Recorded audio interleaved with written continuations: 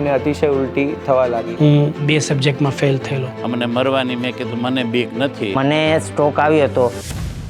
2022માં મારી ધર્મપત્નીના પ્રેગ્નન્સીના ચોથા મહિના દરમિયાન એમને અતિશય ઉલટી થવા લાગી।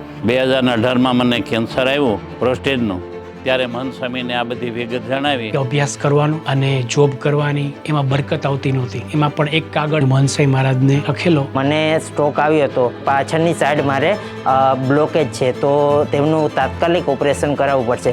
બાપાએ પણ આશીર્વાદ આપ્યા કે બધું જલ્દી સારું થઈ જશે, કે કાંઈ વાંધો નહીં, બાપાએ આશીર્વાદ આપ્યા છે, બધું સારું થઈ જશે। તિથલથી એમણે કાગળ લખેલો, બહુ બધો બળભર્યો કાગળ લખેલો કે લિખિતન શાસ્ત્રી યજ્ઞપુરુષ દાસ એનું વાંચન કરજો, ખૂબ જ બળ મળશે। કે શાસ્ત્રીજી મહારાજે કેવી કઠિનાઈમાંથી પસાર થયેલા છતાં કોઈ દાદ ફરિયાદ નહોતી કરેલી, તો આપણને કેમ થાય? મહંત સ્વામીનો પત્ર છે કે આવી પરિસ્થિતિમાં આવી હિંમત હોય તો મહારાજને બહુ ગમતું, માટે મહારાજ સારું આ કરી દે છે।